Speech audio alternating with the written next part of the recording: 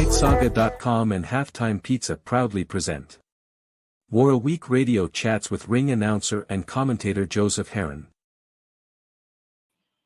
Guys, welcome. Happy Monday to all of you guys. And I hope all of you had a great start to the beginning of your work week. And thank you for joining us tonight. We've got a lot to discuss. And first of all, before we get started, introduce our esteemed panel. Let me put on some go-go music. Let's see. Here it comes. Oh, yeah. I like that. Loud enough? Is it too loud or is it too quiet? Nah, that's perfect. Sounds good. Very good. Yeah. All right, man. Well, guys, going from clockwise down. Guys, we're being joined by the editor-in-chief of theboxingsource.net. And guys, if you haven't already subscribed to The Boxing Source, please do at this time on YouTube. And I'm talking about the incomparable JR. Brother James, how you doing, my friend? Doing good here tonight on Monday, you know. And you have some news and some gloating to do before we get into the negative portion of the show. Guys, I would be remiss, though, if I didn't, well, introduce my brother from Northern California. And guys, if you haven't already, please go subscribe to my brother G Funky Boxing on YouTube. Hey. I'm good, man. I'm good, feeling nice. And if you don't like that, now go home and get your fucking shine box. Thank you for at least waiting until the 2-minute mark to do that, brother. Don't want them to flag me, brother. But anyway, I have a feeling that I'm going to drop a lot more F-bombs tonight than that. And I think all of you know why. One of those Gogi? Oh, I tell you what, brother. I might be giving Gogi a run for his damn money tonight. Oh, boy. I tell you what, man, there's a lot to complain about if you're boxing fans, or is there? And we're going to talk about all of that tonight on a special, and I've devised for you both 3 apiece. 3 special fact or fictions apiece. We've got the big 6 of fact or fiction tonight, and it's available in the description portion of our YouTube channel, the show's channel, if you guys would like to play along with us. And I tell you what, but before we enter fact or fiction, guys, once again, we're going to continue to go clockwise tonight. Brother James, you have some gloating and some news to re-announce. And once again, Brother James announced this 2 weeks ago, right? Yep. This is reference to the welterweight division, folks. So they pretty much, made it, well, I'd say official, so to speak, through Golden Boy Promotions. As they, pretty much like said, hey, yep, that's right. You're going to see Imanus Stanionis defending the WBA welterweight championship against Virgil Ortiz Jr. And it will be at the AT&T Center in San Antonio, Texas. Yes. How do you like that, G Funky? I love that, man. Great reporting as well.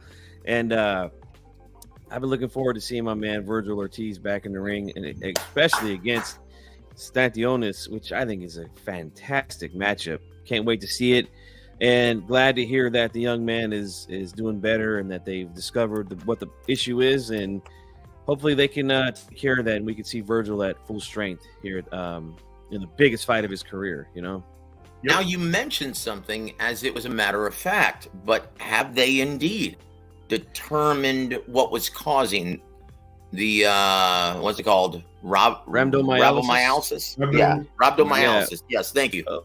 From what I read, which was reported from ESPN. Now, again, I don't know if this is true or not, but Virgil confirmed it as well. He shared the story on his social media that I guess all of this was due to having long COVID, which is a symptom that some people have. They get COVID and it lasts for month symptoms sometimes.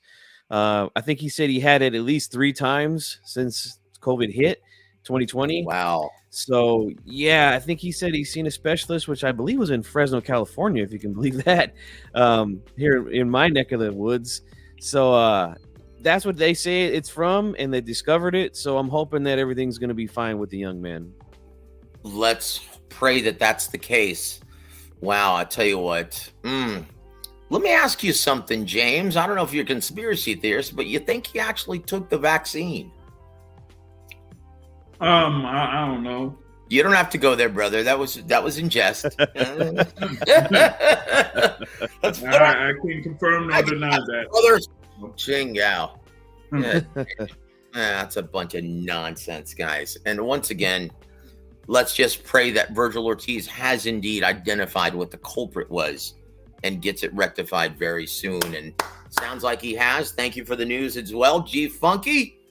But we're going to go first with my brother James.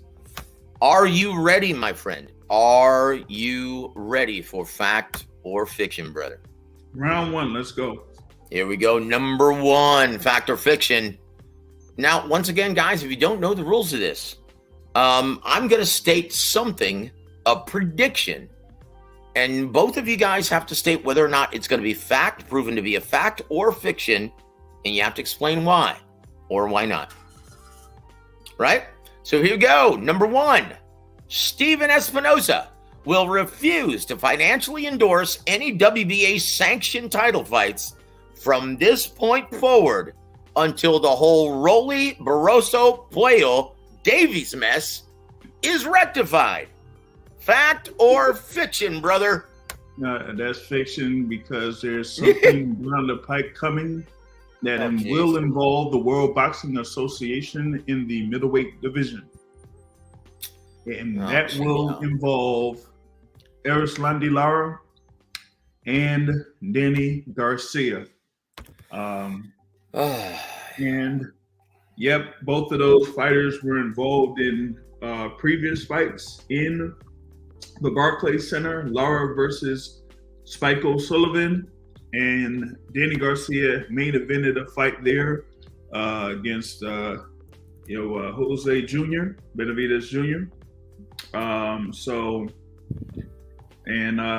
They got some money from that Garcia Benavidez fight, whatnot. So they're gonna go back and have Danny at the Barclays again. He's been very successful there at the Barclays, so they're gonna have that. Well, that makes a lot of sense. Put a Philly-based fighter in New York where they hate Philly. That makes perfect sense. I know. Boo! Wow, dude, that is ridiculous, man. That is ridiculous. Dude, why not put it at the Wells Fargo Center in Philly, home of the Sixers? Come on, damn it. It's not like Erislandy is a ticket seller anywhere. You know what? That would probably, cost them less money to book the venue too. Exactly, and you wouldn't have to pay state tax. Pennsylvania doesn't have a state tax. And you could put the young man Boots Ennis, who is very popular, on there against it don't have to be it could be anybody. He's fighting in his hometown, and Garcia as well. So, yep. It would definitely, with Boots Ennis in the co-main event, would definitely make the event worth watching now. Right. Because my goodness, dude. I mean, seriously, 2 counterpunchers. Right? There's Landy Lara, Danny Swift. How do you see that fight playing out? G? It's going to sound crazy. I think Lara's going to win that fight. Yep. I do. And I feel like because Garcia, Danny that is, hasn't been good ever since he left super lightweight, in my opinion. He's got some wins, but every time he's gone in with a name in a close fight with someone who's, pretty much on his level or a little bit better, he's lost, To me, he just hasn't looked the same. Had a hell of a run, though, at super lightweight. Hell of a run there. Did. But ever since then, hasn't been the same. I know he beat Benavidez Jr., who's dealing with physical problems that he's had ever since, he was involved in something. And he won the fight. I just was not impressed. That's just the way I saw it. And I think Lada's going to beat him, man. I think he's still fast and a good enough counterpuncher. And he's a southpaw. Doesn't have the same legs that he used to, but I don't think he's going to need him because Garcia is very flat-footed and slow with his feet. Well, brother, anytime you expect Danny Swift to take the lead, yeah, we all saw, once again, if you have a very intelligent jab like Erislandy Lara, well, you saw how it disrupts the timing and rhythm, and Danny Swift just froze for 11 and a half rounds against Errol Spence Jr. Another fighter with a very intelligent jab. I see this being a horror style matchup for Danny Swift, but I'll tell you who aren't going to win: the fans. Right. This is going to be like watching paint dry, brother. Oh my gosh. Now, can we say we're going to get a replay of Omar Juarez versus Rancis Barthelemy? Hey, listen, as long as it's not like Erislandy Lara's fight against Terrell Garcia, then hey. Oh, wow. Brother, you had to bring that up again, didn't you? You bastard. Hey, we should be nice to the fans, Joe. Instead of watching paint dry, they could watch my grass grow, because I do have some of the most beautiful grass in the United States. All right, right now, currently in my yard. You do, sir. You do. But I tell you what, just make sure, you clear all the snakes out of it, brother. Oh yes, today I had one. Would you like to share that story with us? Well, please do. Yeah, I was taking care of some things out in the yard today, and I seen a little snake rolling around, and he had to be terminated. All right, because my two girls, my wife, they don't like snakes. So yeah, he went bye-bye today. Good for you, brother. Good for you. And once again, got to take care of your familia, brother, and your little angels, my friend. And you know what? This is a very good, and once again, we're going to stay on this topic because we have a lot to discuss because of Steven Espinoza. And I'm going to read this once again, guys. Read this once again, fact or fiction. And you said big fiction. I disagree, right? I disagree.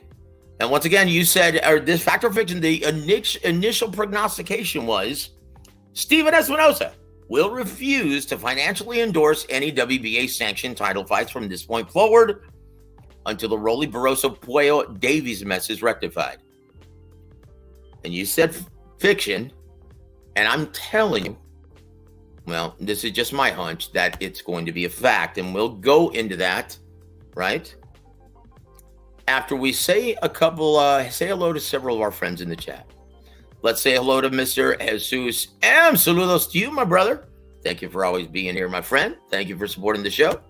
We also want to give a big shout out to Here to There. How goes it, sir? Cheers, gents. Thanks for the great news on Virgil. Yes, sir, James. That's great news indeed, my friend. Thank you for being here, brother. And Khalid has the first question for the night. He says, why is Danny getting a damn title shot? Brother, not just a title shot, a special 155 Canelo weight middleweight title shot. How do you like that? How do you like that? Isn't that crap? Not a fan of it. And yeah, so salute though, fellas. Yes, salute to you, my friend. And we're gonna stay on this topic for a second, guys. Oh right? Man, I wanted you to get to the next comment. Oh, okay. Oh, here we go. So this is the same card. Here to There, brother Here to There from the UK states this. And he says, what are the odds Sims ever gets the WBA shot at Rollie he earned in that war with Akhmadov? That was a final eliminator. So how many mandatories does he have now? Let's see. O'Hara Davies. Now it's Kenneth Sims Jr. James? Yes, sir. Let's hear it. Not 1, not 2, not 3, not 4, not 5. Oh, Chingao, dude. You know what, man? Honestly, dude. So this is what I'm saying, guys. And once again, we tried to warn you guys this past Wednesday, James and myself. We told you guys that this fight just stunk to high heaven. And that shouldn't be happening. And Steven Espinoza should know better than to pay for this shit, right? And that's the problem, guys. Now, once again, how did you kill that snake, brother? G-Funky, how did you kill that snake tonight? Chopped it off at the head, right? Yeah, I hit him with a stick, and yeah, off with the head. That's it. Guys, you have to eliminate the cancer right there from the head. Chop it off. So what's the problem? I'll tell you what the problem is, and this is the root of it. Networks continue to pay for this shit. Think about it, guys.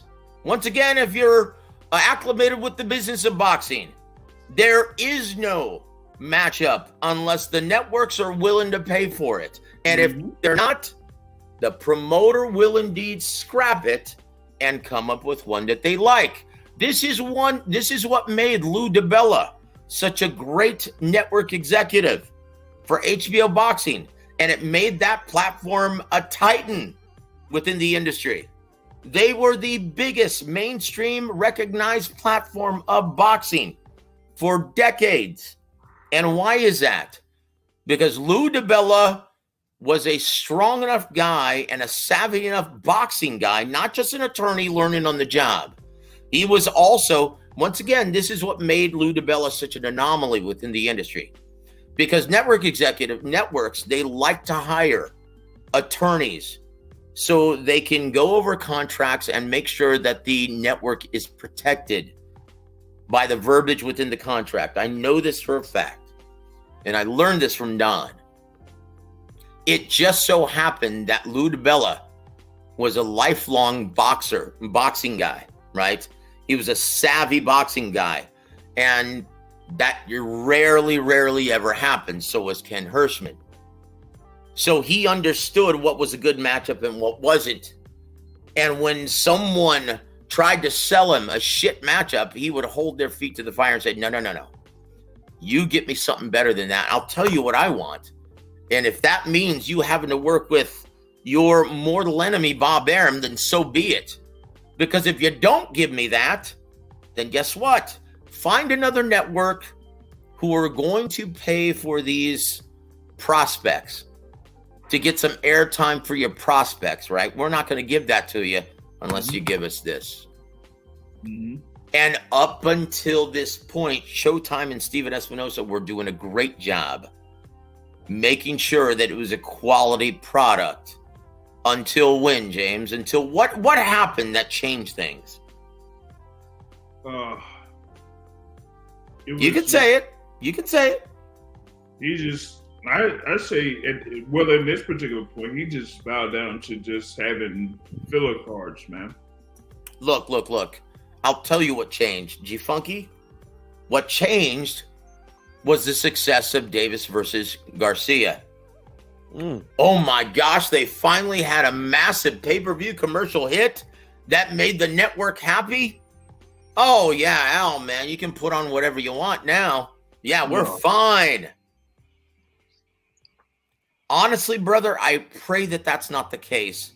But it almost seems like since the success of Davis Garcia, no problem, Al. No problem. Hey, brother, that's fine. My guys are happy. Because look at the shit show that we just saw this Saturday night. And once again, James, we tried to warn you guys. This is a matchup that should have never been made. Never. It should have, like they say with the Monopoly saying, it shouldn't have been able to pass go. It shouldn't have been able to collect $200. No shit. Dude, no shit. I tell you what. And once again, guys, far be it from me. And so there are a lot of people who are crying about, oh, this is terrible. They should vacate the title. Look, you're not going to get the WBA. They're the ones who made this decision in the first place, dingleberries. Like, what the hell are you guys talking about? Let's get the guys who created the problem to resolve the problem. Yeah, that makes sense. Fans, cut the snake off at the head, brother. And James and G Funky, you guys are the only ones who busted me on why I say brother so much, right? Brother. Yes, truth be known, guys. I am the biggest WWF fan. Notice I said WWF. Yes. Right? Yes, the classic wrestling. And brother, that's where I get it. So guys, don't don't try to find any alternative reason why I consistently say brother. When I'm pissed, you'll know it because I'll really stress the R, just like Hogan, just like Macho Man, just like go a little further back. Superstar Billy Graham. How about Superstar Billy Graham, the originator of the look here, brother. Yeah, dude. Honestly, what do you say? I ripped the back off a Cadillac, brother, or something like that. but guys, that's where I get it. Yeah, that's where I get it. Now, Joe, going to your thing in reference to, with Steven Espinoza and Showtime, and I say that this should have been like you said, they should have cut the head off a snake. It shouldn't have passed go. It shouldn't have collected $200. Like Steven Espinoza should have seen it coming when the original matchup was Rollie Romero versus Alberto Puello. Like he should have known that particular matchup wasn't going to be attractive anyway, and that matchup was talked about at the WBA convention last November in Orlando. What was that? I think it was Orlando. Oh, jeez, dude. And so it's like, if you already knew that particular matchup was going to be in the works and that the WBA was pretty much approving that to be a world title fight, you could have said, hey, Rollie Romero versus Alberto Puello as a main event? Once again, brother, when was that actually made? That was a month maybe before Davis Garcia was about to be done, and all the buzz was already there, and Steven Espinoza was feeling jovial and great about himself. Now, once again, brother, you just negated all of the great work that you already did this year. Pull your head out, brother. And look, I'll say this. I'm going to send a note with a carrier pigeon. And let's just say something tells me that carrier pigeon is going to deliver that message to Steven Espinoza sometime this week. How do you like that, guys? I like it. Something tells me he's going to know exactly what I'm saying sometime this week. I guarantee it. So that's the only way to rectify things, guys. That's the only way to keep these guys in check. Right? Is the sanction, the networks need to stop paying for this rubbish. Yep. And look at this. Look at this. Look at this. Khalid says this. Hey, Joseph, I saw the Top Rank schedule for fight week, and the Haney Loma weigh-in is at 7 p.m. Eastern on Friday. Oh, no. You know what that means, brother? That means that's going to be the weigh-in ceremony. Yeah. That means the real weigh-in is going to be at 9 a.m. in the morning. Just G-Funky?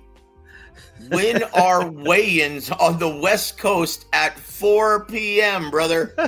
Never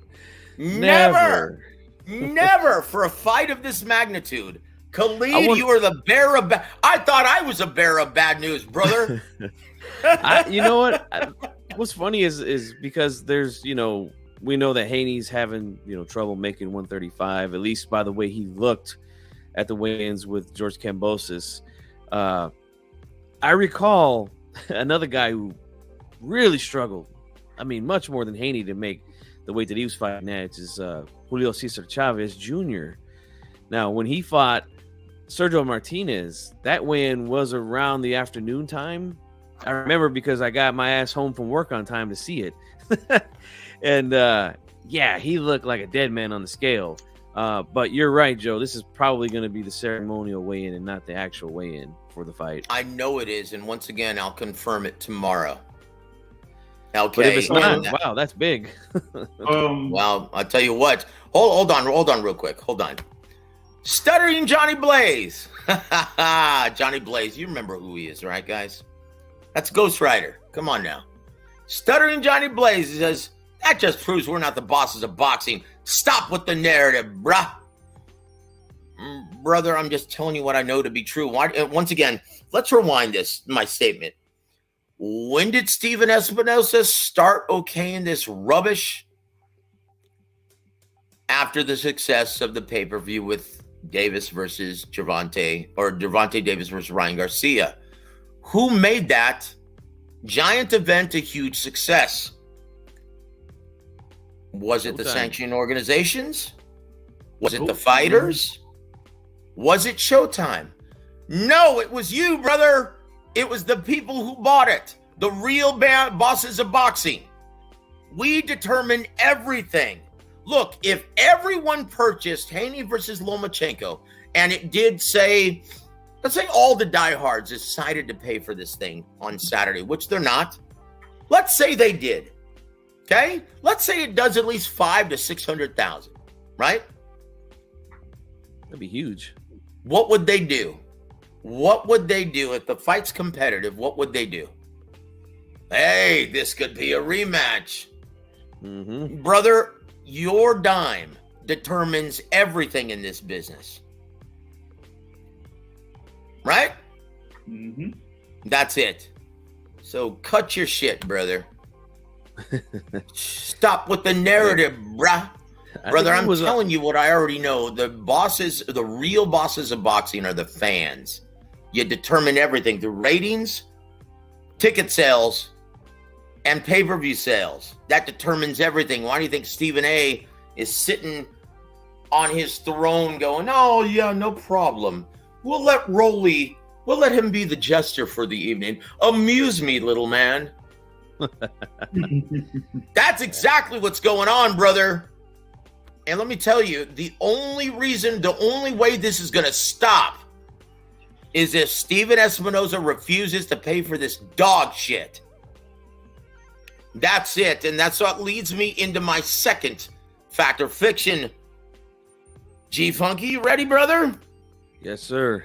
All right, here we go. We're jumping to number 6 because that ties into this. Fact or fiction, G, rather than being forced to give Borroso a rematch for the WBA 140-pound championship, Gilberto Mendoza Jr. will allow Rollie Romero to face Adrian Bronner this September in a voluntary defense. Fact or fiction? Oh, my, what a question. No, that's a prediction, brother. That's a prediction. You have to tell me whether it's going to be proven fact or fiction and explain why. Oh, my. I could actually see that happening.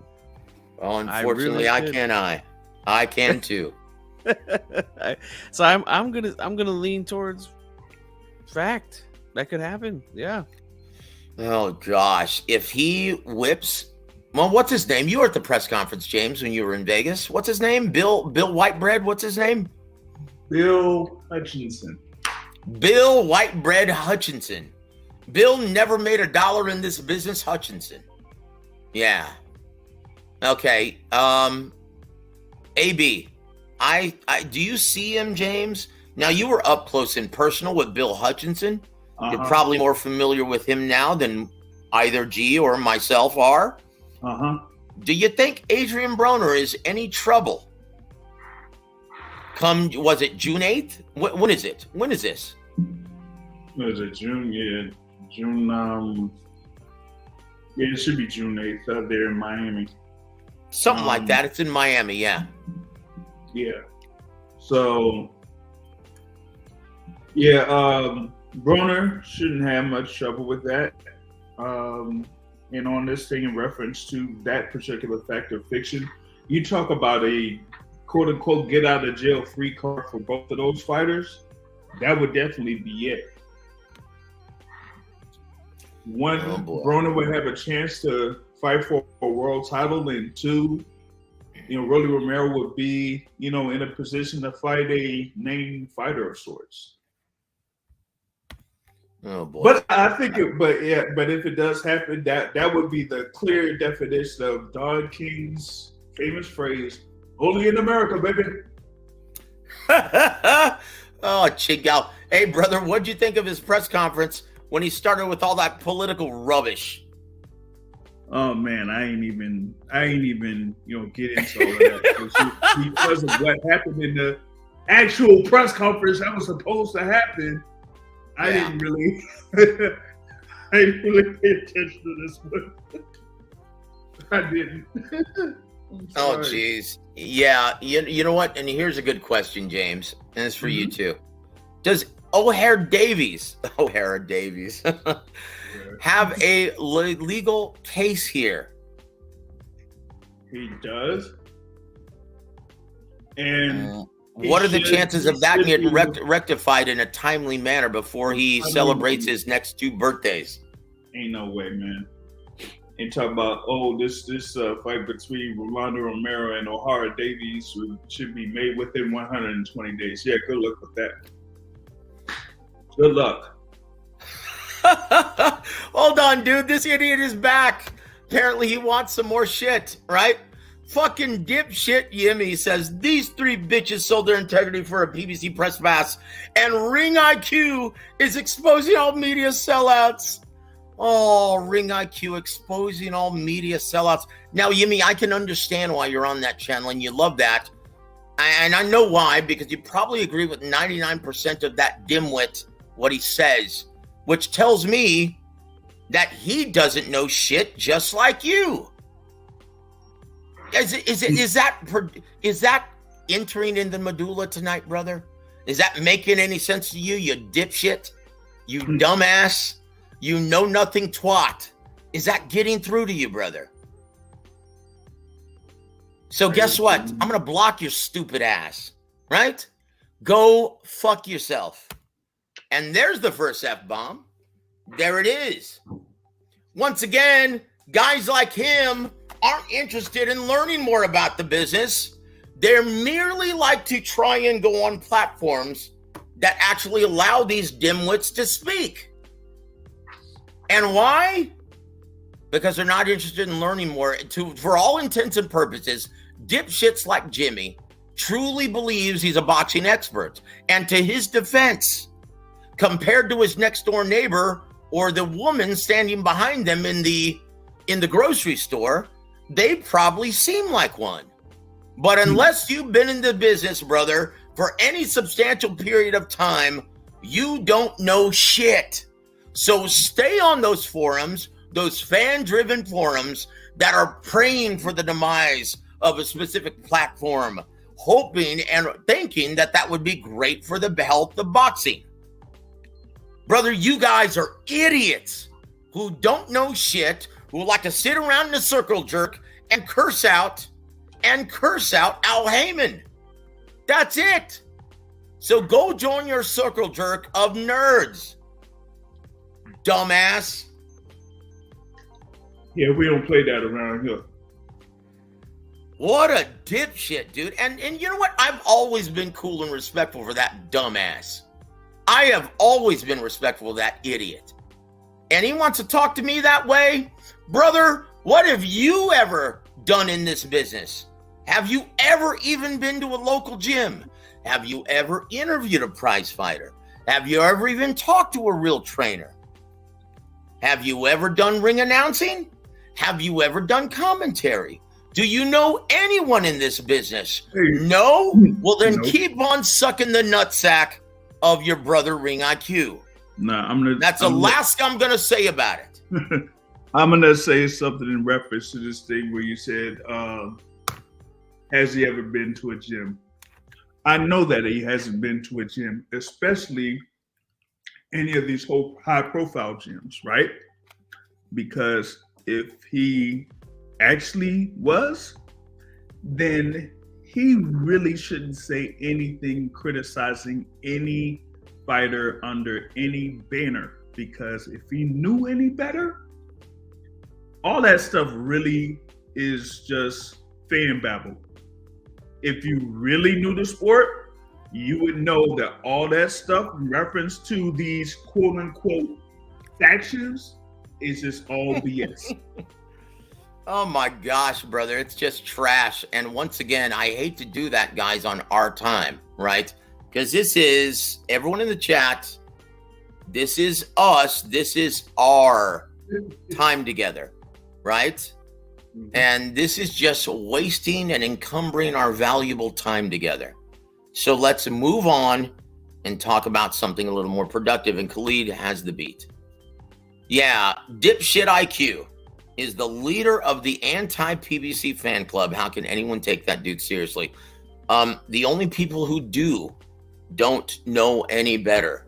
And once again, it's sad because you look at the number of subscribers that guy has.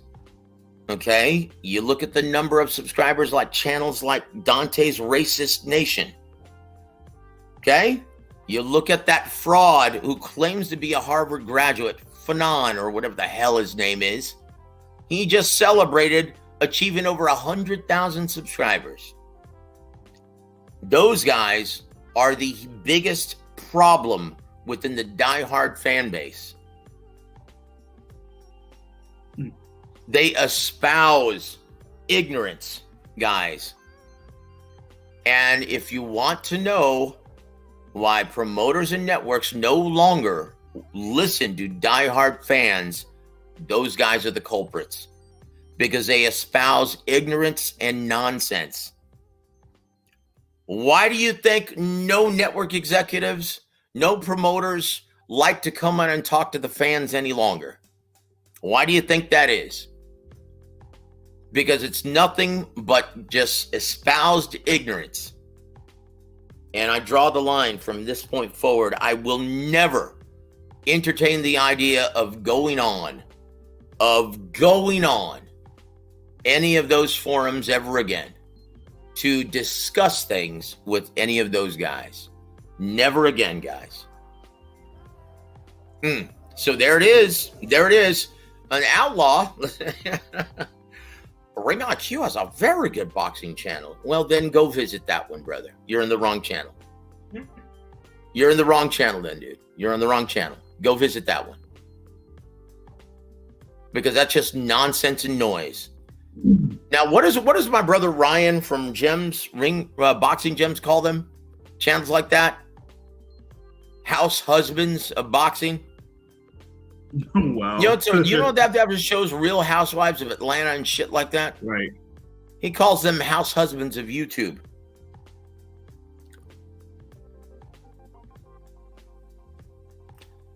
Stuttering Johnny, brother, because you've asked so kindly, I would be honored to be on your channel, my friend. I would be honored to be on your channel. Oh, and here's Outlaw. Now, once again, if I'm just speaking something an ulterior way of thinking, right? An alternative way of thinking, alternative point of view. Oh, I'm a hater. Stop hating, Joe. Kiss my ass, Outlaw. How's that? You want hating? I'm going to give you some hating. Kiss my ass. So anyway, on that note, guys, I hope you're drinking with me. It's a Monday, but I'm having a couple shots. It's already almost 11, almost 12 your time, brother. So here's a shot down the hatch, guys. God bless you. Sweet Amber. That was delicious. So anyway, guys, and here it is. Khalid has a beat once again. Ring IQ doesn't realize he's the exact same as the LDBC people he complains about. No different. Mm-hmm. No different. And once again, Khalid has the beat. So what are we talking about, guys? I'm going to ask you this now, because I think G is scarfing some food, some comida down his gullet. Yeah. So we're going to ask you this. Fact or fiction? Yeah, fact or fiction. Here it goes. I'm going to ask you the same question, brother. Fact or fiction? Guys, play along with us if you can. Rather than being forced to give Borroso a rematch for the WBA 140-pound championship, Gilberto Mendoza Jr. will allow Rollie Romero to face Adrian Bronner this September in a voluntary defense, fact or fiction? Yeah, I think G Funky had answered that one. But yeah, I'm gonna lean fact to that as well. Oh, don't say that, man. Because guys, You know well, let's hear it, brother. Let's hear it. Because most fans seem to think that Ryan Garcia is going to get the nod. And they're going to make that a pay-per-view. And I'm like, well, geez, he's not in DAZN or Golden Boy anymore. Is it true? Because I heard rumors that that was indeed going to be that was his last fight in his contract with Golden Boy Promotions. No, I didn't think so. I thought he had an extension under Golden Boy. Okay, so let's just get Ryan Garcia out of the way then. That's not a possibility. Yeah. So I'm sorry, as you were, brother. So, that one looks like that. That's the deal because. Oh shit! I mean, I don't think they'll be able to find a way to make that happen. I don't think that there would be, other options where it would be attractive enough for, unfortunately, for Showtime or PBC. But I think if they have a way, and for me, it'll be shocking, but I just see it happening, especially given what happened with Adrian Bronner before all of this. Okay. Because remember, when Puello had initially won that WBA title, that was in an event that Adrian Bronner was supposed to be involved in. But he was out of that particular event. And the reason was a reason that had Mr. Espinoza really upset. So, some people would think that, no, they wouldn't give Bronner another shot. But I think that they would give Bronner another shot. That's crazy. Oh, boy. I feel like it's going to happen. Oh, jeez.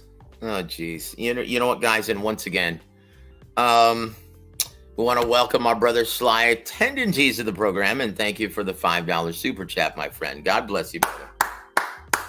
Woo-hoo! He says, can you imagine if the WBA awarded Peter McNeely a title shot after Mike Tyson got a first-round knockout? I'm lost on the entire WBA altogether. Help me, Joe. Brother, trying to help. Now, once again, guys, here's the solution. I'll repeat it once again. And before we put this back up, I'd like to welcome Miss B to the show. Thank you so much. And she gives the boxing source, rightfully so, an A+, as well as my brother G Funky. Thank you so much, Miss B. Thank you for gracing us with your presence, sister. And Sly Tendencies has the beat. The ring IQ is a clown. He's a matchroom stan and cries like a baby when Fury wins. Yep, he sure does. So we're going to go back to this, and I'll tell you once again, I before you entered the program, I gave the solution. Here's the solution, guys. And once again, the only reason why they give networks this dog shit is because they continuously pay for it. So, Steven, the solution is stop paying for this dog shit. You can say no. You pay a lot of money for your main events, millions of dollars. Just say no. Follow the advice of Nancy Reagan. Just say no. Brother, this platform means something to a lot of fight fans. The lineage of Showtime Championship Boxing stretches very far, where we stage classic great fights. Vander Holyfield, Mike Tyson, damn it, Chavez Sr., Pernell Whitaker, Corrales Castillo. Come on. Marquez Vasquez. All 4 fights were on Showtime. It means something to this sport. And my first priority is to answer to the real bosses of boxing, the ones who subscribe to this network. And if I keep on shoveling dog shit into their face like this, they're going to stop subscribing to the network. And what happens to boxing? It goes away. So Steven Espinoza, be the real man of genius and stop paying for this dog shit, these terrible matchups provided by the corrupt WBA and Gilberto Mendoza Jr. We told you guys that this was a shit show to begin with when we previewed this on my channel as well as James's. That's the solution, guys. So, Steven, pull your big boy pants up and show them who's boss. Not the promoters, not the WBA sanctioned organization, but the fans and your network. That's the solution, guys. Until that happens, we're going to keep getting shit like this on a regular basis. And that's the thing that has fans saying, oh, this is bad. This is, trash. We don't. Dude, I had to laugh, James. I had to laugh, brother, because once again, earlier today, there was a show who thought they were really onto something, and they were screaming in protest, right? We got to do something until the WBA can rectify these things. They need to vacate the title. Now, once again, I'm going to repeat this once again for the benefit of my brother's sly tendencies, right? Once again, so what these ass clowns are asking the WBA to do, the guys who caused the problem, they want the same corrupt organization to rectify the problem? Tell me where that makes sense. G-Funky, does that make any sense whatsoever?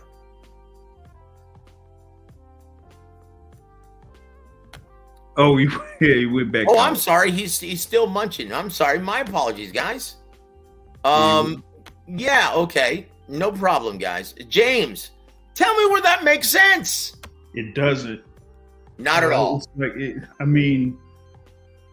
It was like you said, initially, when you would talk about what happened in HBO boxing days, when they had, Lou DiBella, of course, recent International Boxing Hall of Fame inductee Lou DiBella, who, was part or, sat over, the stuff that happened there at HBO boxing. There with Ken Hirschman, like he would not allow like bad matchups to be televised on HBO or, be a headliner on HBO because he's like, nah, this is not good. Do you remember when he refused to do business with Al Heyman and Golden Boy for a while? Do you remember that? Yep. Do you remember why? Because Golden Boy and Al Heyman brought Adrian Bronner to HBO and they helped make him a star.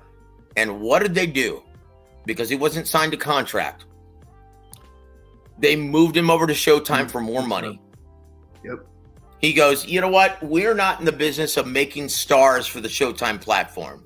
Off you go. That's what I'm saying, guys. Steven Espinoza has the power here. He's got the cards. And why? Because we pay for his subscriber base. We are his subscriber base for this sport. We're the ones who are paying those fees. And it's hilarious. Boxing diehards have been paying for this shit for such a long time that I hear fans do this all the time. Oh, guys, it's going to be for free on Showtime. Man, Showtime's not free. You've been paying for this ever since you were a kid. Your parents used to pay for this shit. Yep. Now you're paying for this shit. Yep.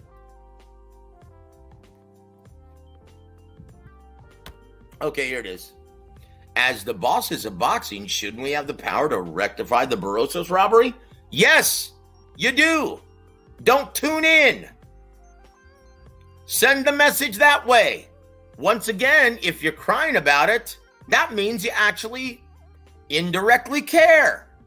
So my guess is say, you know what? Who gives a shit?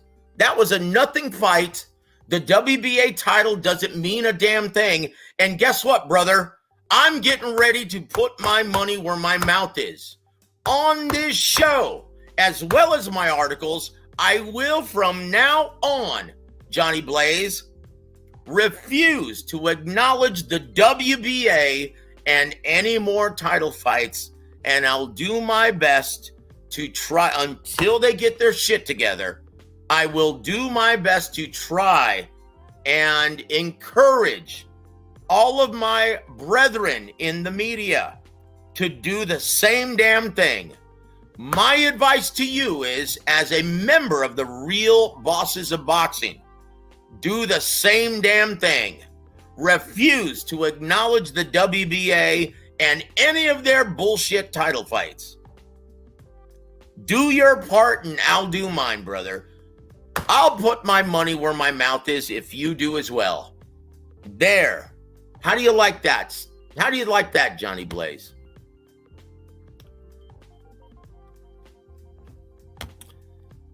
Wait, hold on, guys. Hold on. That was an interesting comment. So it looks like they're coming out of the woodwork. This sellout fake Mexican. Oh, I'm a fake Mexican now. Bends the knee to PBC and Espinoza. He's a bought-out media shill. Don't trust him. Ring IQ expose him. Either that or there's some bogus accounts. Well, it's a bogus account. Off you go, my brother. Once again, guys, when is the last time you've actually read an article by Ring Dipshit? When is the last time he's been credentialed to an event and actually covered an event and has actually gotten in the face of a promoter or fighter or manager and asked them a hardball question? No, he's not going to do that. He's a dumbass who has no intention of doing that. And you guys are eating this shit up. So go suck his dick somewhere else. Not on my channel, brother. Whoa, I'm back now. Kiss my ass. All right. Man, I leave and it goes down, huh? And there it is. And here to there says, Joseph, I agree with you in isolation, but Rollie is a different case. This was a specific money grab for us. Okay, once again, I'm going to ask you this. What kind of money does Rollie Romero generate exactly? Not a whole lot. Not shit. Nah. Look at the Cosmopolitan. Once again, it's not a huge venue. Sure isn't. Once again, as soon as he is in a mainstream venue and actually sells some tickets, then I will consider it a money grab.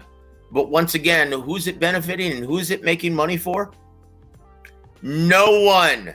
No one at this time. No one is making money off of the big mouth of Rollie Romero. I couldn't even find except Rollie Romero.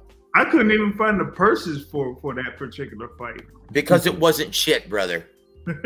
Hey, Joe, I've been listening, man, and I want to harp on what you were saying as well. And I said this, I did my review for the Top Rank show that I covered Saturday night, but there were some people that showed up in the chat and they were asking me my opinion on the Romero and Borroso fight. And like, I have not seen the fight yet still, and I didn't see it. So I told him, I said, look, I'll just say this, man, for the fans out there that are bitching and moaning and pounding their fists against the wall, I don't like this, all day long, you know? Yet, these are the same people that I see. I come back the next day, get on social media, get on in the YTBC, look at the videos. These same guys, they're talking about that fight. All day long. And I'm like, that's it. Holy shit, you guys can't be this dumb. Like, if you want shit like this to go away, just like you said, Joe, don't watch it. Don't even talk about it on your channel. That's free it. Promotion for them, guys. Don't you understand that? Guys.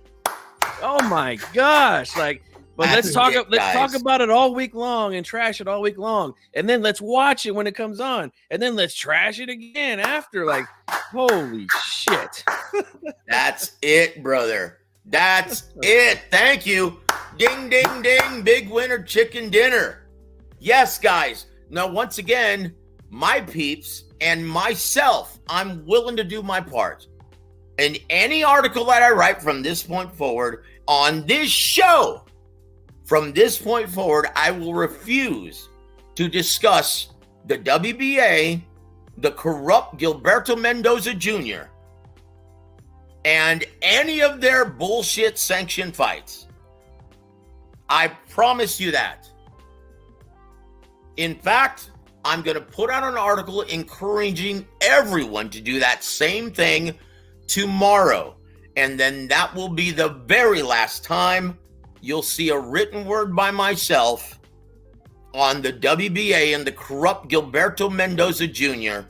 from this point forward until they get this shit rectified. Until then, they're going to be like my ex-wife. Out of sight, out of mind, brother. There you go. Right. They're not going to be that disgruntled ex-wife that tries to hit you up for $1 every now and again. Forget it. Forget it. Alimony is done, sister. Click. We the fans, we gotta tell the WBA this right here. I said, all right, I'll tell you something. Go fuck your mother. Yes! Woo! Ping, pang, boom. Yeah, I love that state. Oh, you're a funny guy. Funny how? Well, funny how? Funny how? What do you wait a minute. He's a big boy. He can answer. What do you mean funny how? How the fuck am I funny? So slight tendencies. So guys, Henry. So he says this, right? And this is very insightful, guys. Pay attention, trolls, because this is the truth. And this is the genesis of all of the venom and all of the bullshit and why he wants to label moi as a mere media shill, right? Sly says this, I remember when you exposed Ring IQ years ago on his own show.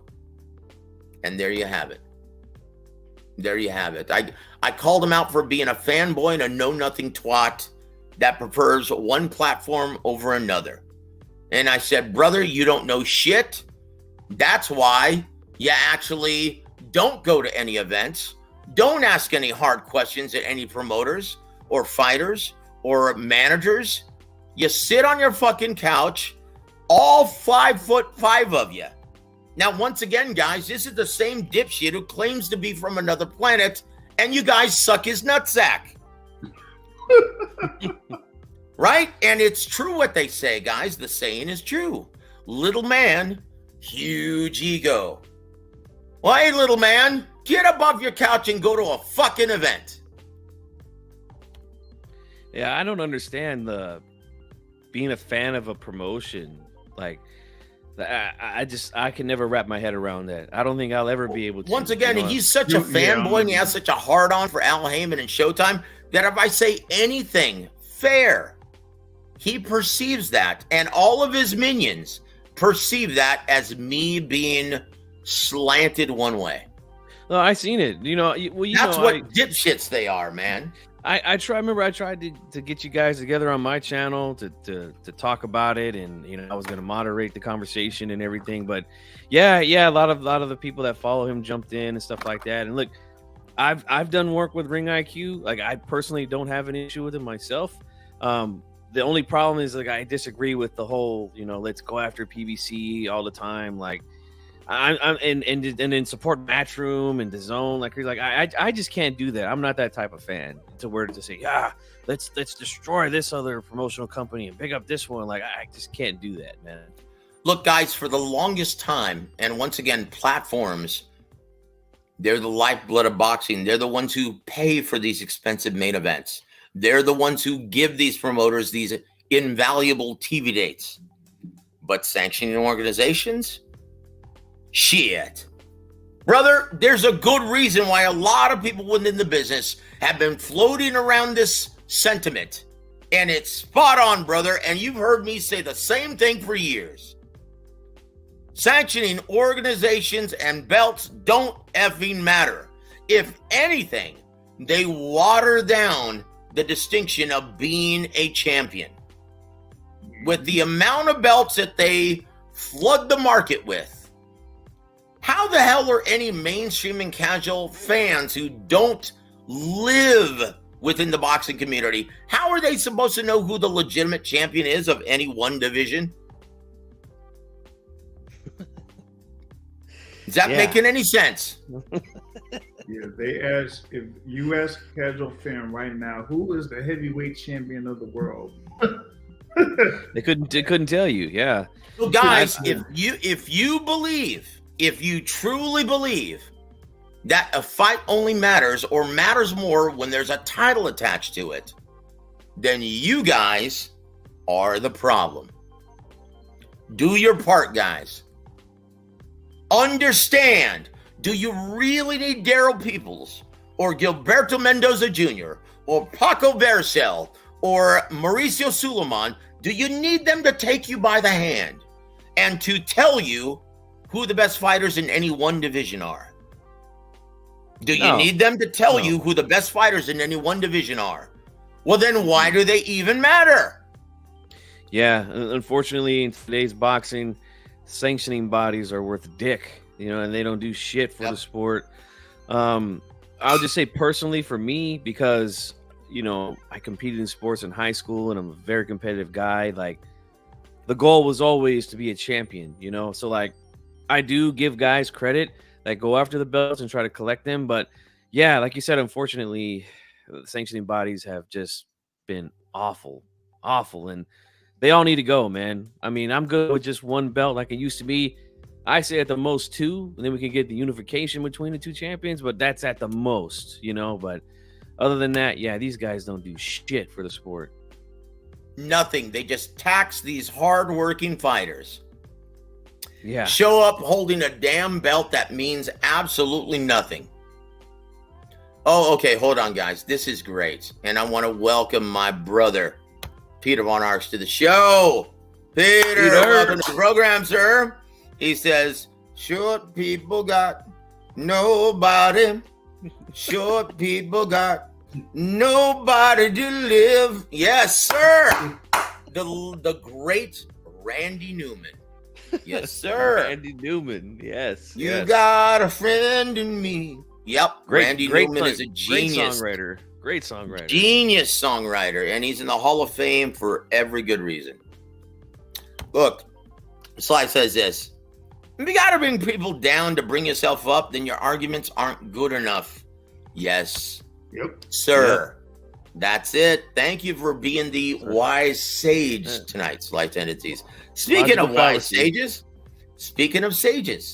my brother Funkrites is in the building. Thank you for joining us tonight, sir. Yes, you know what? There has to be some kind of balance. You have title fights, but then you have non-title fights, which Tank partakes in. But Tank is just fighting prospects, so there's smoke and mirrors on both sides. Well, I will say this. As long as he continues to sell out venues and sell tickets, brother, it's part of the business. He can fight whoever the hell he wants. And until people lose interest, he's not going to change his tune. Yeah. That's the honest fact of the business, guys. Yep. That's exactly why they said what they said about Josh Taylor. Like, I remember when he moved up to fight Mario Barrios for the regular WBA, and everybody's like, well, he's a 3-division world champion.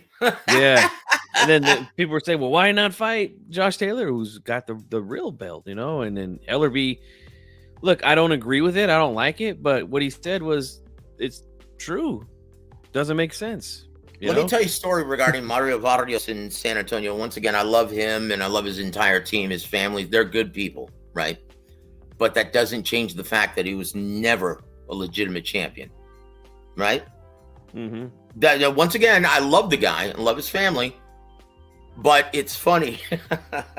I remember the WBC, they had this ceremony near the couple of years ago, right? This is before the Tank Davis fight. Celebrating all of the champions that San Antonio's produced. They had his family of the late, great Robert L. Pekin Quiroga. They had John David Jackson. They had Jesse James Leja. And then they had Franco, right? The professor, not Bam Rodriguez, right? Yeah. He hadn't won a title yet. They had Franco, and then they had Barrios there as well. And they had Jesse James Leija come up and say some words, and he acknowledged all 5 guys, right? And I said, James, you didn't believe that shit that you were spewing, did you? And he goes, hell no, brother. And he goes, this is always a way to tell if you're a legitimate champion or not one. He goes, who did I beat, Joseph? And you know this already. He goes, who did I beat to win my title at super featherweight? Who did I beat? And I said, Hall of Famer, Azuma Nelson. Azuma Nelson. Hell yes. And he goes, who did Mario Vargas beat? And he goes, exactly. Brother and fans, I'm encouraging all of you guys. That's always how you tell who the real champions are. Who did they beat to win their title? Yep, there's a difference between a champion and a title holder. Yep. And the last thing I'm going to say about this before we move on to Fact or Fiction, I know James's time is limited, so we're getting one more Fact or Fiction. We're going to release him of his duties tonight on War Week Radio, okay? But the last thing I'm going to say about this, guys, and once again, I keep on repeating this for a reason. The late, great Emmanuel Stewart, he gave me all kinds of great nuggets, right? And my only regret is that I worked with him at the tail end of his life. He said this, Joseph, trinkets, records, and resumes are for fans, critics, and network executives who don't quite understand what they're looking at in the ring just yet. And he was right. Think about that, guys. You don't need the titles. You don't need the sanctioning organizations to tell you who the best fighters in any one division are. You guys are smart. You guys already know this. So until they clean up their bullshit and stop rewarding the number 35-pound, 140-pound, or the top, or the number 35 ranked number or 140-pound fighter in the world, give him the number 1 mandatory status. Okay, you don't pay any attention to that bullshit. That means nothing to you. Like, did anyone put like, once again, James, and I bring this up all the time. Did anyone think that this was a great fight or a great matchup? Gennady Golovkin defending his title in December of 2020 against the number 25 ranked middleweight in the world, but he was the mandatory challenger in the IBF, Camille Serra-Meta. Camille Serra-Meta. Did anyone consider that a great fight or an even money matchup? Nope. Oh my God! But he was there, and he supposedly earned that title shot. Guys, it's horseshit. It's horseshit, guys. Stop putting credence into any of these sanctioning organizations, and guess what? They'll clean up their fucking act. And it begins with you guys, it begins with the writers, and it ends with the network executives. As soon as they stop paying for this rubbish, they'll clean up their act. Either that, or they'll be forced to find other jobs. And there it is. That's the last thing we're going to say about it. And we're going to give James, right, this last one because he has to go. He's got a busy day tomorrow, right? Chief Funky, you can stay on with me a little bit longer then, right? Yeah. Very good. So we've got 3 more with you, brother, but we're going to give him this last one, right? And coincidentally, the last 3 I have for you have everything to do with the event that you just covered. How do you like that? But this one's for Brother James. Fact or fiction, James? Are you ready, sir? Yes, I am. Here comes. The Usyk Dubois purse bid on May 25th is a purposeful attempt by Frank Warren to educate Team Uysk about what his genuine market value truly is. Fact or fiction? That's a fact. Yep.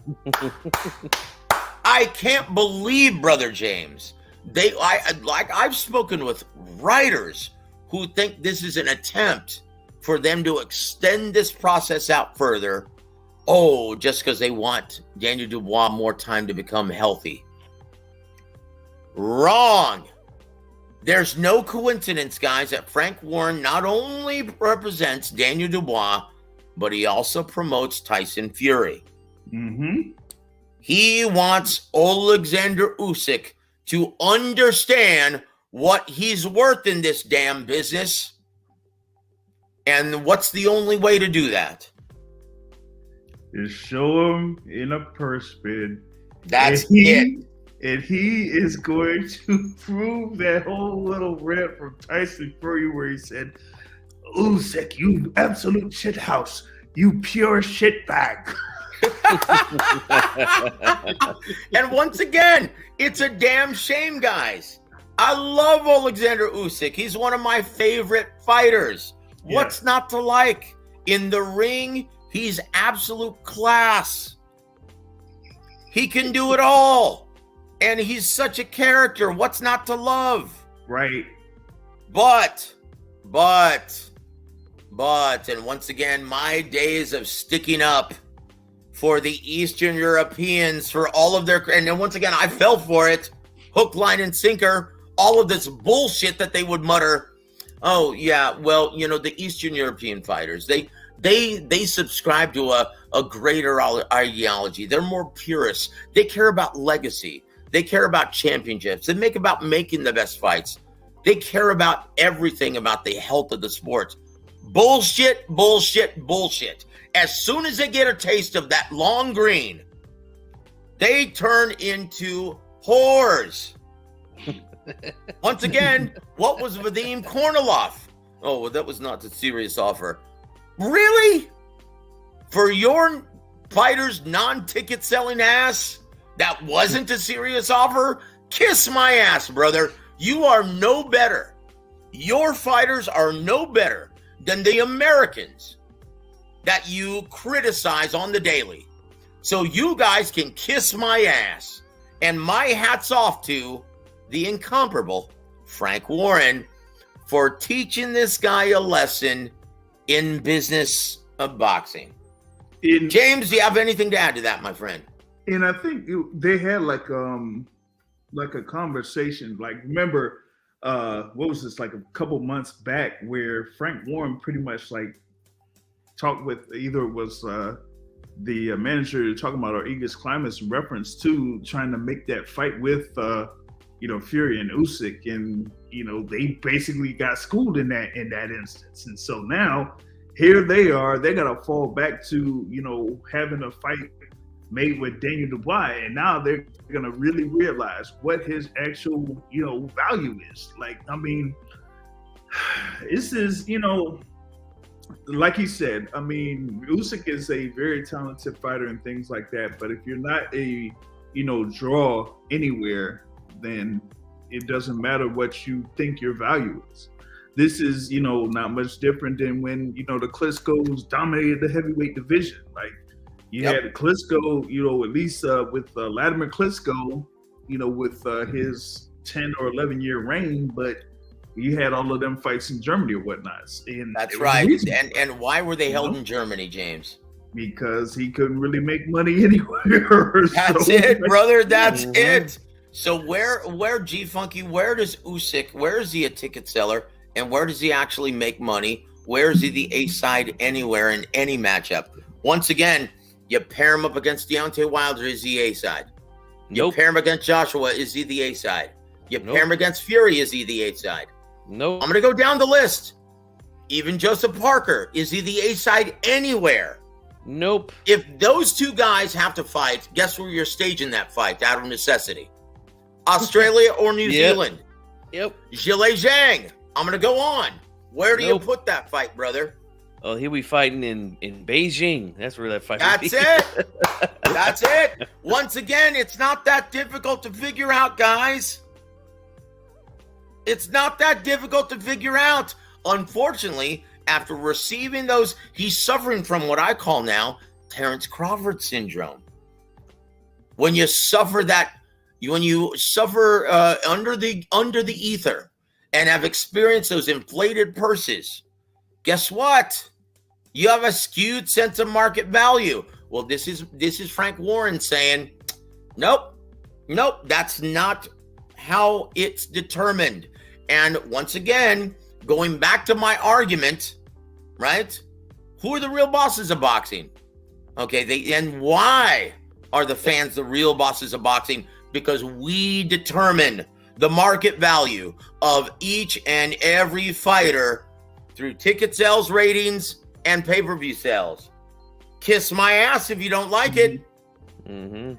And this also brings up something else here too, with reference to Usyk and who he's under. Like, I mean, if you feel like Usyk is that guy, I mean, what about your promotional company? Why can't you put up, the money to, have Usyk fight whoever? Well, hey, now Frank Warren is giving him that option. Yep. Who's going to win this first bid, guys? Frank And where are they Warren. going to stage this event if indeed they do win, which I don't think they're going to. Right. Oh, yeah, hold on. Funkerdies has a question. But you know what? At this time, though, guys, it's already 12:30 almost Eastern time. So, James, any parting shots? We're going to remain on and we're going to continue Factor Fiction. But thank you. And please break the news once again, brother. Once again, it's been, official through Golden Boy Promotions, July 8th, AT&T Center in San Antonio. It will be virtual Ortiz Jr. versus Iamana Stanionis for the WBA welterweight title. No. It's not the WBA welterweight title. Nope. It's the red belt. Once again, all I'm going to say is this. It's Virgil from this point forward, guys. It's Virgil Ortiz versus Iamana Stanionis fighting for the right to challenge the winner of Spence Crawford, or if they vacate any of their titles or their distinctions once the dust is settled when they fight later this year. Okay, well, they'll have to fight for a vacant title. Yeah. But once again, from this point forward, guys, on this show, we are going to refer to this as number 1 versus number 2 contender. That's it. And guess what? Does it diminish the matchup at all? No, not at all. Nope. Guys, this is a great fight. And guess who's going to be there ringside front and center? This is going to be in San Antonio, AT&T Center. And I'm going to be right there, brother. You best believe that shit. That's right. I'm doing the Scott Hall NWO point at you right now. That's right, brother. Hey yo. Oh yeah, me chico. Everybody around here knows. But on that here note, come to see the WBA or the NWO. WCW. That's one more for the good guys. So on that note, brother James, thank you for your time, your insight. You're a credit to the business, brother. Keep doing what you do, brother. And everyone, please go support my brother James. If you haven't already subscribed, please go subscribe to Boxing Source on YouTube. And if you haven't already bookmarked, please bookmark theboxingsource.net, because yours truly is going to start contributing articles, at least 2 per week, on theboxingsource.net. Right? Nice. So thank you, brother James. You're a true credit to the sport, my friend, the business of it. And thank you. You always make the show better when you're on, my friend. God bless you, man. You have a wonderful evening, and we'll talk to you tomorrow.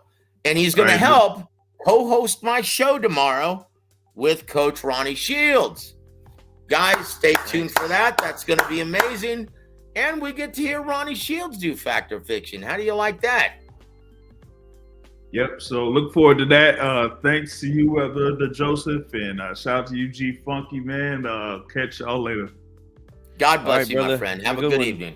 All right. Oh, this is hilarious. Thank you, Brother James. Have a wonderful evening, my friend. And he says, Joe, is your seat right next to Oscar? I know how much of a fan you are if in him. No, brother. No. And that's a capital N-O, right? And you know what? To be honest, I'll be very surprised if he actually shows up. One thing about Oscar De La Hoya, and once again, he knows how I feel about him, and he feels the same way about me. All right? He's a flake. He's a flake. You guys want to know, and I've already stated this before. In case you didn't hear this, though, here's the real reason. It wasn't a death threat. My ass. I have 5 different people telling me who were in Vegas covering Davis Garcia said, dude, he was under the influence of something all week. Either he was stoned off his ass, wired to the gills, or he was drunk off his ass. Take your pick. All week he was effed up. That's the reality. So you know what? If he shows up, yeah, I'll shake his hand. But that's highly doubtful. My guess is going to be Eric Gomez. Just like at the press conference. And there you have it, Outlaw.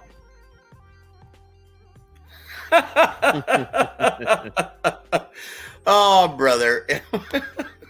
This is the last comment I'm going to show on this. Hey, Ring IQ, how does it feel to be the last guy to know that it's raining? Oh, man. Oh, Chingao, brother. Once again, little man, huge ego. And that is a God's honest truth. Who says old adages aren't true? Are you ready, though, G Funky? It's you and I, brother. Are you ready for the next fact or fiction, sir? Yes, sir. Here we go. Buddy McGirt is correct when he states that Janibek Ali Manala would shred and eventually stop Jaime Munguia if he ever fought. Fact or fiction? That, my friend, is a fact. Yep. Why is that? Why is that? I mean, look, Jaime Munguia is, I mean, it is just one of the weirdest careers that I've ever seen in boxing. And I go a little ways back. Not as far back as you, Joe, but I go a ways back. I can't remember the last time I seen a fighter actually become a legit world champion and then turn into a fucking prospect. Like, how does that happen? Oh my gosh. Well, like, think about it like this, I'll tell you Joe. how. Think about it like this, Joe, and everybody in the chat listening. Do you guys even remember that Munguia was actually a world champion at super welterweight? A junior middleweight champion. Yep. Like, some people actually forget that. Like, yeah, you know what? He was. He beat Saddam Ali, and like, you know what? They were actually making a case for being a last-minute opponent against Gennady Golovkin. You remember that, man? And the state athletic commission wouldn't have any part of it. Remember that? Yeah. Yep. And so they improved. Instead, they approved Vanya Smartirosian. Yeah, Vanes. I remember that. I love Vanyas, but good fighter. Boy, yeah. That guy's a bigger mouth than me. It's one of the many reasons why I love Vanyas. But yeah, he's a great guy, but he's been pretty much iced for the remainder of his career. Whatever he was going to do in boxing, it's already happened. Yeah. And but I will say this. I'll tell you the reason why, and I know this for a fact, right? This is why you're seeing him fight him fighting a certain level of fighter. Let's just put it that way, right? Yeah. They thought that under the influence and under the tutelage of Eric Morales, that he would start to become more responsible defensively, start to apply more intelligent pressure. You fight him behind a more intelligent jab, do something to disrupt the timing rhythm of a counterpunching opponent, but they haven't seen those improvements. And how long has he been working with Eric Morales? A couple years now. You know, it's been since before COVID. Yeah, and like I said, it's weird the fact that he was actually a legit world champion and then moves up in weight and then turns into a prospect. Like, it's strange, man. But look, guys, if you have to know though, that's the reason they haven't seen the kind of improvements that they were hoping to see. So that's why they haven't pulled the trigger on any fights against the elite at 160. They haven't pulled the trigger on any of those. Like, to be honest, guys, let's be honest. Sergey Derevyanchenko is his toughest test to date. Yes, it is. Indeed. And guess what? There's no guarantee he's going to win that fight. Should be tough if Derevyanchenko's got gas left in the tank. You know, I feel like he might be a little long in the tooth, and that's probably why they chose him. But we'll see, man. But yeah, I'll say this, man. Janibek would fuck him up, man. And though that style is tailor made for Janibek, and once again, you saw him up close and personally, and we warned you this is what you were going to be in. You were going to be in for, right? This is a mismatch. Stephen Butler is not only a C-class fighter; he's a guy who lunges in from mid-range against an elite level counterpuncher like Janibek. How's that going to turn out? I said, you know what? He'll be lucky to see past the third round. As soon as Janibek saw that tell, oh shit, this guy's doing the L step and he's lunging in. Oh shit. Yeah, I'm going to time him with that straight left hand, and that's going to be all she wrote. And guess what? It was. I tell you what, credit to dude Jack Reese. Oh, for giving him a fighting chance. I tell you this, Joe. That's when that fight card needed Tony Weeks, not Jack Reese. Right, the roles should have been reversed. But no, I say this: watching that fight up close, I felt like Butler had a plan. Obviously, they wanted to stay on the outside, move, keep Janibek resetting. Which I think is a good game plan. Problem is that Butler was moving to his right, which is to the left, which is the power hand of the southpaw. Right in the direct line of fire of Janibek Ali Manala. And dude, you saw once again, and this is the perplexing thing about Janibek G. He looks amazing. He looks like a world beater, and like every bit the WBO champion that he is when he's faced with an aggressive-minded fighter. Yeah. When he's faced with a counterpuncher, he looks very ordinary. Yep. And he needed this. This was exactly what the doctor ordered for Janibek. I leaned over to a gentleman that was working press row with me, and I said, you know, Janibek has to look sensational tonight after his performance against Bentley. And yeah, this is exactly what the doctor ordered, man. And it was great timing with that counter left uppercut. Like you said, Joe, lunging in from mid-range. And, you know, I see Outlaw in the chat said Butler has no chin. I mean, look, that was a hell of an uppercut he got caught with, man. And again, timed him, bro. It was so quick. I don't know how anybody could have taken that punch, bro. Like, I mean, guys, I was literally about maybe 20, 30 feet from the ring, and the sweat flew up in the air. I mean, it was he caught all of that left uppercut, man. And that was all she wrote. That's it. I will say this. And Funkerties, I just saw this. My apologies, sir. I'm not neglecting you, my friend. He said, Joseph, did you ever try finding out who's refereeing the Lomachenko versus Haney fight? No, I didn't get around that today. I'm still working on the host for this Friday's weigh-in for TMB Promotions. But I will get on the horn tomorrow. My guess, and I hate to say this, I think Gogi's right, because once again, Gogi is right about 95% of the time. He says, look, and I thought about what he had said, and it makes a lot of sense. Because I had been told, you know what, brother, from the brass at Top Rank, when I spoke to Brother Bruce, he said, you know what, Joseph, there's a real possibility that Haney Lomachenko won't happen because Haney is demanding an awful lot. And that's all he said. And when Gogi said, you know what, Bill Haney's not a stupid guy. He's probably leveraged not only to get the lion's share, not only to get that $5 million purse, but he also leveraged to get the early weigh-in as well as Kenny Bayless as the referee. That leads us into our next factor fiction. G, are you ready, sir? Yes, sir. Here it comes. Kenny Bayless, factor fiction.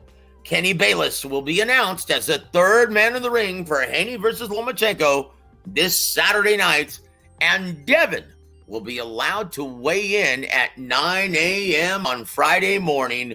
Fact or fiction, sir? Oh, boy.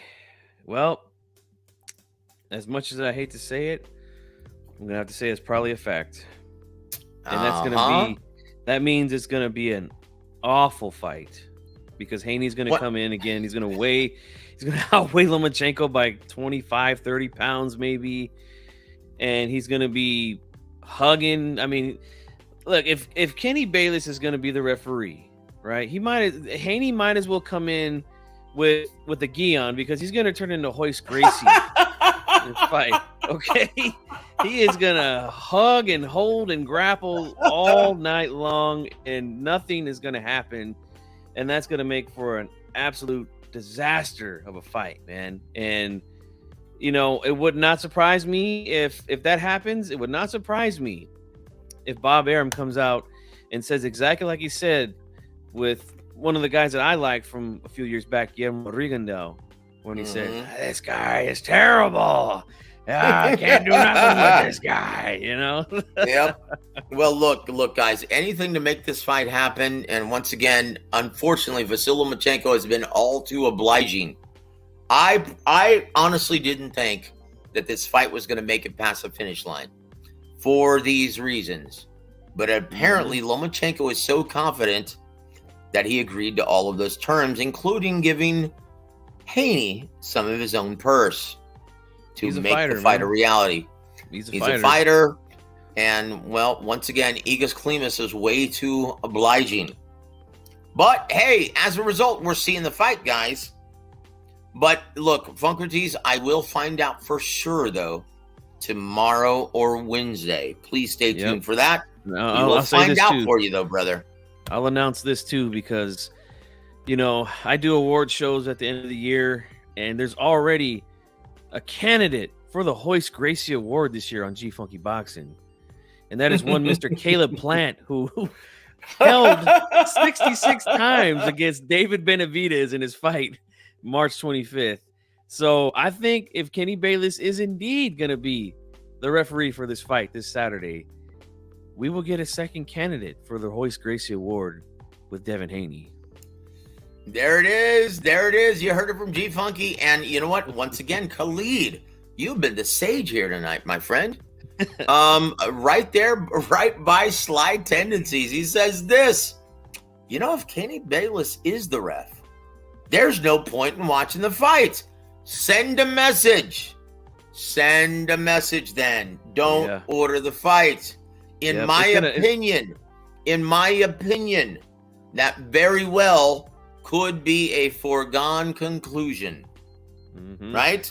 Do you know how foolish you would feel if you ended up purchasing that $50 pay-per-view on ESPN Plus and you're like, holy shit, Kenny Bayless is a ref. He's got the 9 a.m. weigh-in with the ceremonial weigh-in taking place at 7 p.m. Eastern. You know what? Why am I going to watch it? And then you pay for it. You're like, oh, shit, fuck it. I'm going to pay for it because this is a theater of the unexpected, right? Sometimes. And if you pay for it and it turns out exactly like you think it's going to, boy, won't you feel like a dunce? Yeah, that's unfortunate, man. If that's guys, so once again, send a message. If you find out all of your deliberations are absolutely correct, and they come to fruition, send a message. That's the only way you'll change things. Yeah. And guys, I'm not making up that number. I'm Nope. not making up that 66. Oh yeah, let's go back to that. Yeah. I'm gonna make a video on it. I just don't have time to edit it these days because of my family life and everything. But yes, it was indeed 66 intentional holds from Caleb Plant and not 1 point deduction from Mr. Kenny Bayless. Awful. Brother, and once again, like I said about Tony Weeks, like Robert Byrd did, he could no longer do the job proficiently, and so he stepped down. He did the right thing. Mm-hmm. Tony Weeks, you can no longer function as a ref at this level. Please step down. Kenny Bayless, you can no longer function as a ref at this level. Please step down. This reminds me of the scene from The Sopranos when they did the intervention on Chris. Oh my gosh, that's one of my favorite episodes of all time. Adrian is reading off her notes in like, because of your addiction, Christopher, you can no longer function as a man.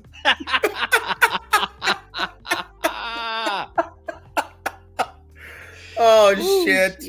And then they start beating the shit out of Christopher right there. You know what, brother? I'm going to watch that season of the Sopranos, man, as soon as this is finished. Oh, good Lord. And yep, guys, definitely not ordering if he's the ref. Good for you, my friend. Once again, you are one of the real bosses of boxing. Okay, you hold all the cards.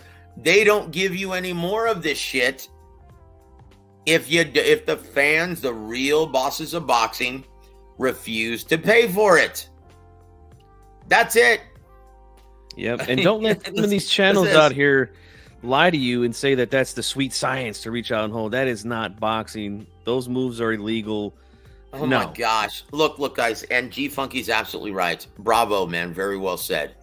There's only one reason why fighters hold excessively is to make up for deficiencies in their skill set. That's why they do it.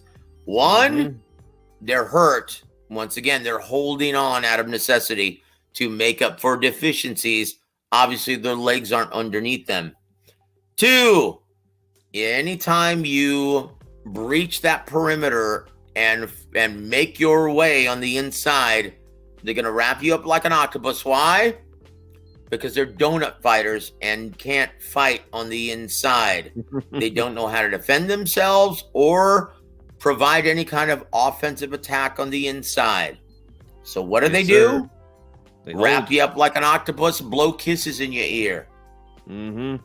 Slow dance in the middle of the ring, man. It's ugly and it's illegal. And dude, I'm telling you, if I see Devin Haney pull that shit, I'm going to start playing Muskrat Love, man. How do you like that? Muskrat Susie, Muskrat Sam. Hey, guys, let me tell you something. If you're not subscribed to my channel, check out. I did an interview with Ray Corona last year. Referee, great guy. All class. We asked him about these things. Check it out, guys. And he also has a channel as well. And he did an interview with Jack Reese, and they explained the whole thing about the difference between a clinch and a hold, because there is a difference, guys. So I'm not going to give it all away because I would like for you guys to go see those interviews. Very informative. Please do that, guys. G Funky always provides great content. And once again, I love his channel, and especially the Goldberg. What do you call it? The spear? The Goldberg spear that Devin Haney's going to put on Loma. Oh, Chingao, dude. Good Lord, man. And you're like, Khalid says, the Boxing Association or whatever can't hire new refs. It's the State Athletic Commission who provides the referees, the officials, and the judges for each and every fight. Right? State Athletic Commissions, and they're the ones responsible for reprimanding them or coaching them, right? Mm-hmm. So if you have a problem, you can easily petition or call up the State Athletic Commissions. Brother, that was horseshit. And guess what? Enough people do it. Yeah, they'll make a change. Why do you think CJ Ross was suspended? Yeah, people complain. Why do you think Adelaide Bird was suspended? Mm-hmm. I promise you this, if the writers or the fans never said anything, they would still be in boxing to this day. Yep. That's it, guys. Make your voices heard. Make no mistake about it. Not just lip service that I give you. You guys are indeed the real bosses of boxing. Make no mistake about it. Okay? You guys matter. Your opinions matter. Especially your dollar. It matters. It's everything. It's the lifeblood of this sport. Right? Yes, sir. And if you guys aren't happy with the product, let Steven Espinoza know. Okay? Let your promoters know. Let your state athletic commissions know. This is horseshit, brother. Yep. That's it. Do I have one more? This is a fluff fact or fiction, right? This is a nice thing to end things on, right? Tim Bradley. Did you talk to Tim Bradley when you were there on Saturday, brother? I did talk with Tim. Very nice guy. Yep. He promised me an interview after the show, but when I tried to go over there when they were doing their State of Boxing post-fight show, they declined, him and Andre Ward. I guess they just wanted to get out of there. I don't know. Yeah, they're probably hungry, man, or had to go to the bathroom. Yeah, but I did speak with Tim. Nice guy. Little. My God, I cannot believe how he's tiny. Small Tim Bradley is. Like, and I'm no big guy, right? I'm just 5'10". And I met Jose Ramirez there as well. We talked. I was literally face to face with him, and he is a full-on 5'10". He might even be a little bit taller than me, fighting at 140 pounds, which is fucking crazy. But Bradley, yeah, I'm not joking with you guys. My wife is short. She's 5 feet tall, maybe 4'11" without shoes on. And when I walked up to Bradley to shake his hand, I almost felt like he was the same size as my wife, man. I was like, God damn, this guy is little, you know? Yeah, he's tiny. He's tiny. And the fact that he accomplished as much as he did in his career is absolutely amazing. And once again, it's a testament of him being worthy of that Hall of Fame induction, which is going to get later this year. But here it is. Fact or fiction. G, last one, brother. Tim Bradley is correct when he states Canelo Alvarez would beat David Benavidez this September. Fact or fiction, brother? Man, I don't want to give away my answer to that. Hold on. This is don't save that. Hold on. This is gonna be the last comment that I post about dipshit. He goes, dipshit is so short, he doesn't have to bend over to kiss Eddie Hearn's ass. Well, and give him a reach around as well. Oh man. Oh, thank you for being with us, Slight Tendencies. And once again, thank you for supporting this program exclusively. Thank you, my friend. God bless you, brother. But to answer your question, let's hear it. Joe, go for it. I'll say this. This is not my official prediction, guys. My rule is this on my channel is that if a fight is not made, I won't give a prediction on it unless it's like a gimme, like an obvious one, you know? And in my opinion, this is not an obvious fight. I think this is a true 50-50 fight if Canelo and Benavidez actually get in the ring and fight. So I'll answer it. If that's Tim Bradley, if that's the way he feels, then I'll say that is a fact. That's the way he feels about it. He has every right to feel that way about it. I think there's a 50-50 chance that both guys could win that fight. It's a fantastic fight, and that's exactly why the shit needs to be made, okay? And that's exactly why when I met Samson in person at the Showbox card that I covered in April, I just flat out asked him, you know, what needs to be done to make that fight, Samson? What are you guys willing to do? And the answers that he gave were his answers. I didn't try to, you know, lead him one way or the other. I just let him say what he was going to say. And, you know, that's their plan right now, to go after Canelo. And if that fight doesn't happen, then it sounds like they're on to David Morrell, which is another fantastic fight. It sounds like there's a gentleman's agreement between the two, and hopefully this week I get Luis de Cubas Sr. on, and we will talk to him about that as well. Wow. Yes, Senior. Tell you what, you can have Senior on your show, and that's going to be just a guy of history and information. What a legend. Yes, sir. And I'm going to get Junior. How do you like that, brother? Oh, beautiful. Yes, I like that. He's going to be in town. He's representing one of the fighters on the card that I'm calling this Saturday. So, we're going to get him on the show. We're also going to get several prospects, including Roy Jones Jr.'s fighter, on our channel later on this week. But, guys, I have a ton of work to do. Once again, hey, guess who's going to be DJing and simultaneously calling the action and announcing the weigh-ins this Friday? DJing? Oh, DJ. Yep, I'm going to be DJing too, brother. Joe Haran? Holy shit. That's it, brother. I like it. Yep, I'm going to be DJing as well, guys. So once again, I think I've locked everything up. I think we found our host site. I'm going to lock that up tomorrow morning, bright and early. And yeah, it's almost midnight tonight. So I will once again give you the last word, my friend. And we're going to keep Sly Tendencies big $5 super chat up to close us out. So G Funky, thank you, brother. Thank you for all of your insight. All of your thoughts on these fact or fiction prognostications. Final word is yours, my friend. I love it, man. This is a great platform, man. A lot of information.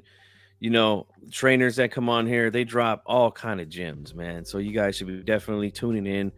Get that notification bell activated so you don't miss a show with Coach Gogi or Coach Ronnie. Because, I mean, that's how you learn things, man. You know, people have told me this on my channel. They've said, gee, how do you know so much about, you know, the X's and O's of boxing? Again, I'm not the best at it. I feel like I am pretty good at it.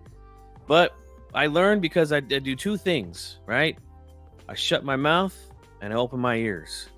All the years that I spent in the gyms with my friends that trained and fought, I listened to them. I listened to the trainers. And I mean, I'm telling you, those guys are a fountain of knowledge, man.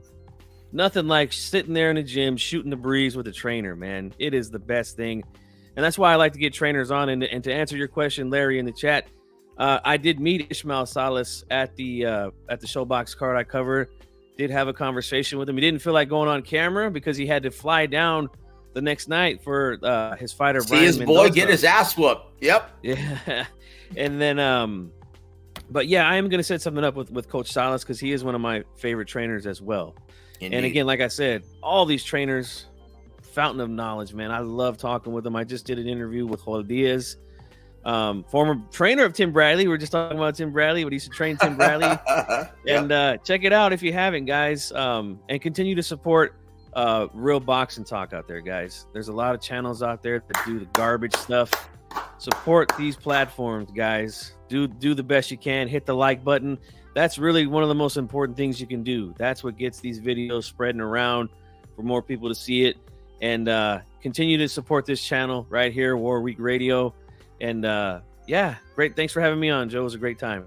G, you're a gentleman, brother, and you're a credit to the business. Thank you for everything you do. And guys, we're not exaggerating when I tell you that G Funky and all of his programming, and then the trainers who teach us something new every single week. Guys, we're not exaggerating. We are here for you. We're here for you guys. And we love you guys. And there wouldn't be a channel without your involvement. So thank you so much for everything. And thank you for spending this wonderful Monday evening with myself and G Funky and my brother James. Guys, don't forget to tune in tomorrow night at 8 p.m. Eastern, 5 p.m. Pacific for Ronnie Shields tomorrow for a special hour and a half podcast with the great Ronnie Shields, co-hosted by my brother James from the Boxing Source. Yes, sir. And guys, on behalf of James, G Funky, and myself, we're War Week Radio. God bless all of you guys. Have a wonderful evening, everybody.